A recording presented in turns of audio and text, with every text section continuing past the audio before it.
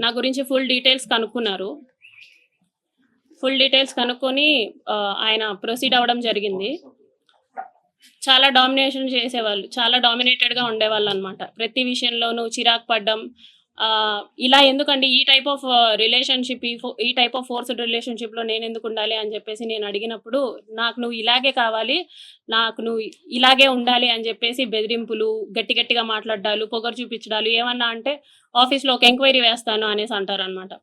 నువ్వేదో తీసుకున్నావు, నువ్వేదో బ్రైబ్ చేశావు అని చెప్పేసి వేస్తాను ఎంక్వైరీస్ అనేసి నాకు ఆ రకంగాను ప్లస్ నాకు ఫ్యామిలీ లేదు కాబట్టి ఈ రకంగాను నన్ను భయపెట్టడం జరిగింది.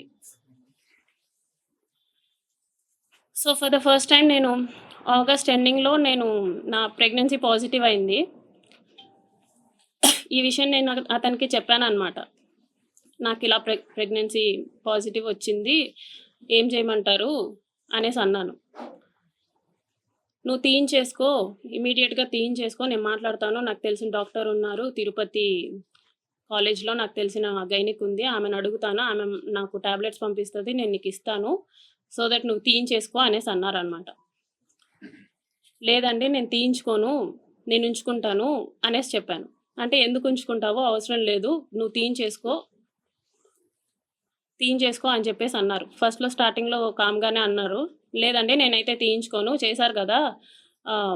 నేనైతే తీయించుకోను అనేసి భయపెట్టే ప్రయత్నం చేద్దాం అనుకున్నా. సో దట్ అప్పటికైనా సరే వదిలేస్తాడని చెప్పేసి నేను భయపెట్టే ప్రయత్నమైనా చేద్దాం అనుకోని, ఈ ప్రెగ్నెన్సీ నేనైతే తీయించుకోను అనేసి అన్నాననమాట. ఒక 2 డేస్ అలాగే అడిగారు బాగా. ఒకరోజు నైట్ మా ఇంటికొచ్చి ఎందుకు తీయించుకోవు అని చెప్పేసి నన్ను కొట్టారు. నువ్వెందుకు తీయించుకోనంటున్నావు? అంటే కార్‌లో తీసుకెళ్లడం మానేసి డైరెక్ట్‌గా మా ఇంటికొచ్చారు. కార్ పార్క్ చేసి. ఎందుకు తీయించుకోనంటున్నావు అని చెప్పేసి మా బాబు నిద్రపోతున్నాడు. అప్పుడు నన్ను కొట్టారనమాట. ఎందుకు తీయించుకోనంటున్నావు అనేసి. లేదండి నేను తీయించుకోను. మీరే కదా చేశారు. సో నేను తీయించుకోను. సమాధానం చెప్పండి అంటే, సరే మీ హస్బెండ్‌కి డివోర్స్ ఇచ్చేసేయి. నేను నిన్ను పెళ్లి చేసుకుంటాను. ప్రస్తుతానికైతే తీయించుకో అని చెప్పేసి నార్మల్‌గా అష్యూరెన్స్ ఇచ్చినట్టు చెప్పారు. సో నీ హస్బెండ్‌తో నువ్వు డివోర్స్ తీసుకున్న తర్వాత నేను నిన్ను పెళ్లి చేసుకుంటానంటే అవసరం లేదు అని చెప్పేసి నేను ఫర్ ద ఫస్ట్ టైమ్ నేను అబార్ట్ చేయించుకున్నా. అది కూడా అతనే టాబ్లెట్స్ తీసుకొనొచ్చారు. వాళ్ళ ఫ్రెండ్ తిరుపతి ఫ్రెండ్ ఎవరో ఇచ్చారంట గైనిక్ సమ్‌వన్. టాబ్లెట్స్ తీసుకొనొస్తే for the first time abort చేయించుకున్నాను నేను అలాగా. ఇందులో నాకు తెలియని విషయం ఏంటంటే ఈ మీన్‌వైల్‌లో ఒక 4 మంత్స్ ముందు మా హస్బెండ్‌కి కాల్ చేసి మాట్లాడారతను. అది నాకు గూడా తెలీదు. అతను శ్రీధర్ గూడా నాకు చెప్పలేదు. మా హస్బెండే చెప్పాడనమాట. అసలేం జరుగుతుంది రైల్వే కోడూరులో ఏం జేస్తున్నావు నువ్వు? అనేసంటే ఏమైందంటే ఇలా శ్రీధర్ ఫోన్ చేశాడు. ఎమ్మెల్యే అంట గదా! డివోర్స్ తీసుకో అని జెప్పేసి నాకు చెప్తున్నాడు అనేసి అన్నాడనమాట. అంటే అప్పుడు ఇది జరిగింది. ఇలా చేస్తున్నాడు. ప్రతిసారి బలవంతంగా ఇంటికొచ్చేయటం, వెళ్ళిపోమన్నా వెళ్ళిపోకుండా బయటే ఉండేవాడనమాట. నేను డోర్ లాకేసేసి నేను ఇంట్లోకెళ్ళిపోయి పడుకున్నా సరే 4, 5 అవర్స్ అయినా సరే నేను డోర్ ఓపెన్ చేసేసరికి ఆయన అలాగే ఉండేవాడు. ఇంటి బయట. ఒక ఎమ్మెల్యే అయ్యుండి. కార్ పార్కింగ్‌లోనే ఉండేది. Night time. సో, ఇలా చాలా సార్లు జరిగింది. ఒక్కొక్కసారి కొట్టేదాన్ని. కొట్టేదాన్ని. ఎందుకండి ఇలా జేస్తున్నారు అనేసి. అతను నన్ను చాలా సార్లు కొట్టాడు. నువ్వు నా మాటే వినాలి. నువ్వు నాకే ఉండాలి.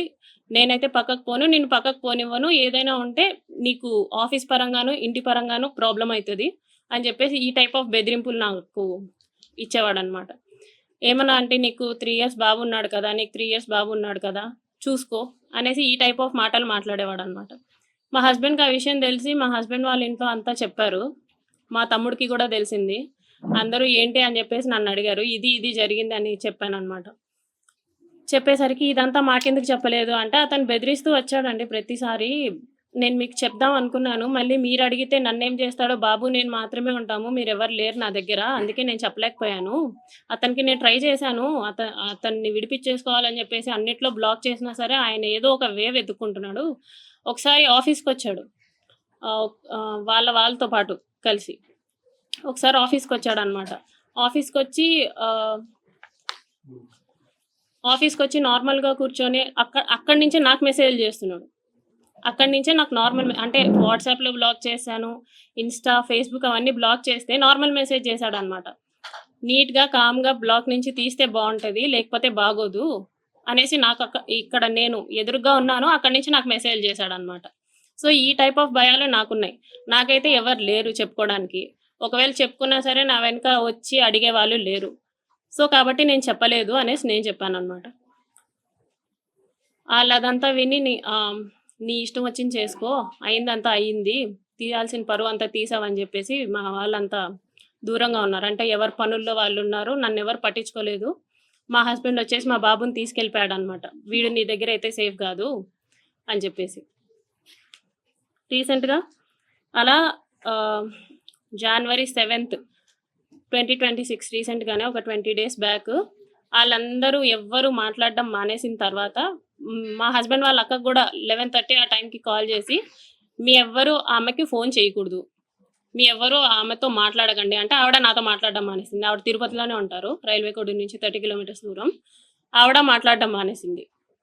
ఇదంతా అయిన తర్వాత జనవరి 7థ్ నేను నిన్ను పెళ్లి చేసుకోలేను. నువ్వేం చేసుకుంటావో చేసుకో. నువ్వేం చేస్తావో కూడా నేను చూస్తాను అని చెప్పేసి చెప్పారనమాట. ఇదంతా చేసి నువ్వు పెళ్ళెలా చేసుకోకుండా ఉంటావు? 1.5 సంవత్సరంగా నువ్వు నన్నెంత నాశనం చేశావు. పెళ్ళెలా చేసుకోకుండా ఉంటావు అనేసి నేనడిగాను. అంటే నేనైతే పెళ్లి చేసుకోను. నా రీజన్స్ నాకున్నాయి. నేనైతే పెళ్లి చేసుకోను. నువ్వేం చేసుకుంటావో చేసుకో అనేసి అన్నారు. ఆ తర్వాత అతని ఫోన్స్ 2 స్విచ్ ఆఫ్. మరెందుకు స్విచ్ ఆఫో నాకు తెలీదు. బ్లాక్ ఏం గాదు. Phone switch off. తను కాంటాక్ట్ అయ్యే వే గూడా నాకేం లేదు. ఇన్‌స్టాగ్రామ్ లేదు, ఫేస్‌బుక్ లేదు, ఏమీ లేదు.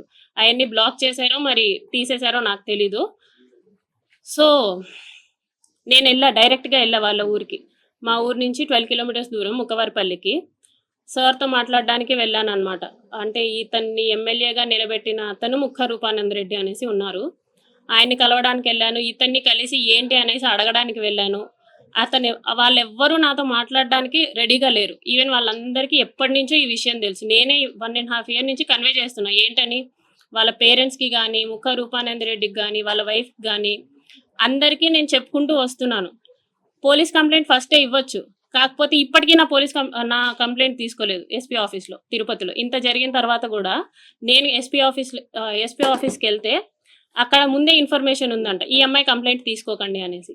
ఇక్కడ కోడూరులో పోలీస్ స్టేషన్‌కెళ్తే ఆళ్ళమ్మ నా మీదే ఎఫ్ఐఆర్ ఫైల్ చేసిందంట. నేనేదో బ్లాక్‌మెయిల్ చేస్తున్నాను అతన్ని అనేసి. ప్రూఫ్స్ లేవు. వాళ్ళ సేఫ్ సైడ్ వాళ్ళు చూసుకుంటున్నారు. నన్ను మీట్ అవ్వడానికి ఎవ్వరు రెడీగా లేరు.